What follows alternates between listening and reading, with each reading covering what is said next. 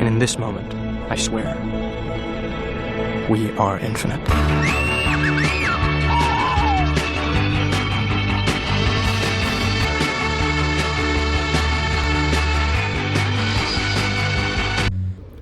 What if you were given the chance to glimpse into the mind of someone who is coping with low self-esteem, loneliness, and depression like Hannah Baker from 13 Reasons Why? Imagine viewing the world through their eyes and their mind, trying to make sense of those emotions that cloud each of the interactions and also decisions. Well, in this case, the process of being a wallflower offers you an intimate and also raw peek into the mind of Charlie, who is a high school freshman dealing with many internal conflicts in his life. Truth to be told, there are many teenagers and young adults nowadays silently struggle with mental health and trauma, and many times they believe that not a single soul in this world can truly relate to their story. But here comes the process of being a wallflower, being a reminder that they are not alone in this journey. Hello everyone, my name is Tanya and welcome to my humble YouTube channel, where today we are going to break down this book together. Not exactly like rip it down, but you know what I mean. Before we dive ourselves into this book, I will give you a plan of attack of what's coming up. Be ready because we should have loads to uncover. First, we will dive into the product description and get an overview of the contents, the themes, and also the main character. Next, we will go through some of the strengths and also weaknesses that I have found while reading the book, and we will talk about who this book is really for and why you people should give it a try. Finally, we will end it with my very own personal thoughts on why this book left a lasting impression on me. With that being said, let's dive into the details of the book. The Process of Being a Wallflower is a coming-of-age epistolary novel, meaning that throughout the book, we'll be reading about Charlie's life in the form of letters. This novel was written by Stephen Chbosky in 1999, and after about 13 years, this book has finally been adapted into a film in 2012, starring rising stars at that time such as Emma Watson and also Logan Lerman. Now, TMI time a bit. This book was given to me by my cousin, and I am glad that I picked it up from my bookshelf instead of letting it collect dust. Okay, now let's go back to the book itself. This book has 2,037 pages, excluding the front and also the back covers, and it also has 51 chapters with an epilogue, which I think is the perfect number of pages for people like me who want to get out of reading slump and just want to like read. And as I said before, the story unfolds through a series of letters where the main character Charlie writes a bunch of heartfelt letters to an anonymous person, telling them about friendship, finding identity, trauma, and also sensitivity. Now, let's shift our attention to the cover of the book. Let me tell you something. I picked this book from my bookshelf because I was totally intrigued by the meaning behind this cover. Like, just look at this. All of this must mean something, right? Like, they are here for a reason. So let's analyze this book together. If you look closely, you'll see a boy covering his eyes and ears. It illustrates Charlie's feeling of being overwhelmed by the noise in his life, whether it is his own emotions or societal expectations. Though some might have different interpretations of the gesture, but I believe my interpretation means I am getting a peek of Charlie's personality in the book. Going on, the use of dialogue on the cover, taken from the letters written by Charlie in the book, may I just say legit genius. For me, it gives reader a taste about what they are going to face in the book. Upon opening the page, we will see some of the comments about the book from resources such as the New York Times, USA Today, and even the actress from the film, Emma Watson. Next up, as you can see, Charlie kicks off the first chapter by writing a letter to an anonymous person.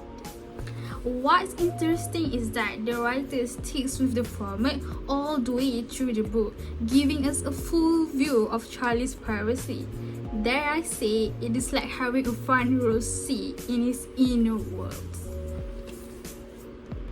Time really does flies, and we are halfway through the video, and here comes the part that I can say might be controversial for some, because we are going to talk about the highlights of the book, and as usual, a few things that I am not fond of the book. This book right here addressed important issues such as mental health, trauma, sensitivity, and so on. Some people might overlook them because for them, it is just a game of the mind where they can just brush it off. But no, this book right here gives us a deeper look at how mental health is not just something that can be shrugged off.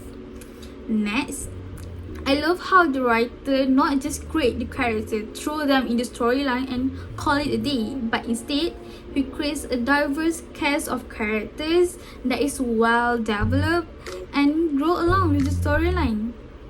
Furthermore, the writing is straightforward, meaning that it does not beat around the bush. Though the writing is quite simple, but it speaks intimately to the soul because of its deeper meanings. However, not everything is perfect, and neither is this book. While it addresses important issues, but the content being discussed can be quite heavy and trigger people that experience the same thing. So, if you have a plan to read this book, you might want to read it with a caution. Another thing is the pacing. The pacing can be a bit slow at some parts of the novel because the writer carefully goes through every single issue. And lastly, one of the hits that I get from the book is the narrator's dialogue in some parts of the story. Though it gives off authentic vibe, but Charlie's childlike dialogue in certain parts feels a bit unrealistic, if I have to say it. If you are looking for a book that is small and easy to carry around, then The Perks of Being a Wallflower, hands down the best choice for you. Unlike the bulky The Lord of the Rings, that can be hassle for you if you want to have a relaxing time while reading something. Furthermore, when looking at the writing style, The Perks of Being a Wallflower is easy to understand. As I have said before, it is more straightforward and written in first-person letters. In contrast, if you know the book A Little Life, which is known for its intense and complex writing style, requires readers to pay more attention to grasp what is happening in the book. So, if you are looking for this kind of experience while reading a book, then The Perks of Being a Wallflower is definitely the best choice for you. I am giving this book a solid 4.5 out of 5. Why? It is because I love how this book plays with my emotion through its simple yet powerful writing, leaving a lasting impression on me. But, I wish they had more time to develop the storyline and not make some parts a bit unrealistic. Moving forward, I highly recommend this book for young adults that want to explore more on the complexities of teenage life. It is also perfect for those who seek hope, a reason to believe that they are not invisible in the eyes of the world, as this book highlights the significance of being seen and heard. And last but not least, it is for people that are afraid to being different, to show their true self. And it acts as a reminder that embracing who we truly are leads to self-acceptance. Now, we have done talking about the details of the book, so let's recap a bit. We have taken a look at the product description and the storytelling of The Perks of Being a Wallflower. We also have discussed the book's strong points and relatable characters, though we cannot disregard some of the pacing issue and the sensitive content. And finally, I highly recommend this book for young adults that want to read a book that speaks to them on a personal level. So what are you waiting for? Don't hesitate and wait any longer to dive yourself into this book and experience a roller coaster of emotion. You can grab your own copy of The Perks of Being a Wallflower at Popular or Kinokuniya or online via Shopee. I'll put the link in the box later. So thanks for watching. If you enjoyed this video, don't forget to give it a thumbs up and leave your thoughts on the comment below. Bye bye.